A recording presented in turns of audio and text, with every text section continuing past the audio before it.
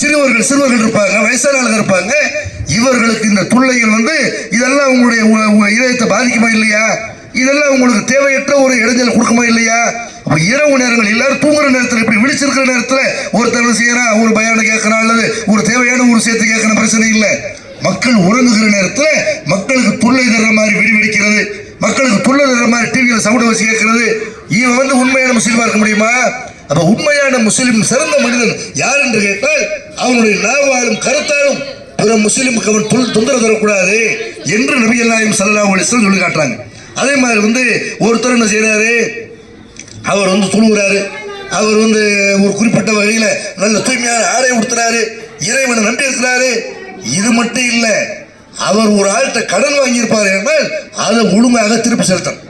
வாங்கின கடனை ஒருத்தர் திருப்பி கொடுக்கணும்னு வைங்க, அவர் ஜிப்பா போட்டிருந்தாலும் சரி, தொப்பி போட்டிருந்தாலும் சரி, அவர் பள்ளிவாசலுக்கு கதின்னு கிடந்தாலும் சரி, அவன் சிறந்த மனிதனாக ஒரு காலத்தில் ஆக முடியாது. நபிகள் நாயகம் ஸல்லல்லாஹு அலைஹி வஸல்லம் அவங்க ஒரு ஆள்கிட்ட கடன் வாங்கியிருக்கிறார்கள். கடன் வாங்கினாங்க, அவங்க கடன் வாங்கியெல்லாம் ஆடம்பர செலவு பண்ண போறது இல்லை. அவங்க எளிமையான ஒரு வாழ்க்கையை தேர்ந்தெடுத்து கொண்டார்கள். அவங்கள்ட்ட 100 ஆறுகள் இருந்தது. அந்த 100 ஆறுகள்ல இருந்து பாலை கறந்து அவர்களும் அவருடைய குடும்பத்தாரும் குடித்துக் கொள்வார்கள். அது அவங்களுடைய உணவு. அல்லது என்னைக்கா ஒரு நாள் செய்வாங்க, அவங்க வீட்டுக்கு அன்பளிப்பு வரும், ஒரு விருந்து வரும், அன்றைக்கு இறைச்சி சாப்பிடுவார்கள். பெரும்பாலான நேரங்களில் பேரிச்சம்பழமும் தண்ணீரையும் குடித்துக் கொண்டு எளிமையான வாழ்க்கையை நபிகள் நாயகம் ஸல்லல்லாஹு அலைஹி வஸல்லம் தேர்ந்தெடுத்து வாழ்ந்தார்கள். எந்த ஒரு ஆடம்பரமான பொருள்களும் அல்லாஹ்வுடைய தூதருடைய வீட்டில் இருக்கல. ஆடம்பர பொருள்களை வீட்டில் வச்சிருக்கனால தவறு கிடையாது. ஆனாலும் மக்கள்கிட்ட எளிமையாக வாழ்ந்து காட்ட வேண்டும் என்று நபிகள் நாயகம் ஸல்லல்லாஹு அலைஹி வஸல்லம் அவர்கள் எளிமையாகத்தான் வாழ்ந்தார்கள்.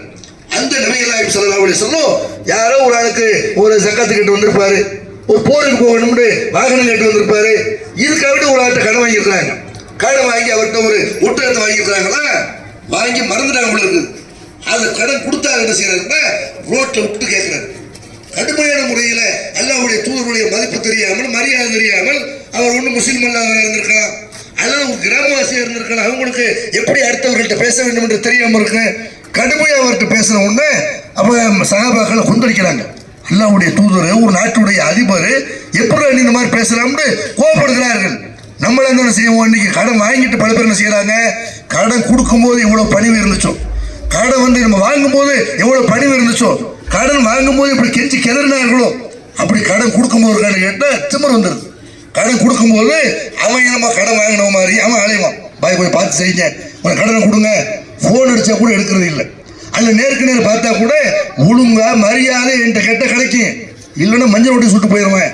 நீ வாங்கிடுவேன், என்கிட்ட ஸ்டேஷன்ல கூட நடக்காது, கோர்ட்டுக்கு கூட நடக்காது, 10 பைசா என்கிட்ட வாங்கிக்கிற முடியாது என்று கடன் கொடுக்கறதை இழுத்தடிக்கிறாங்களே இல்லையா? அதுல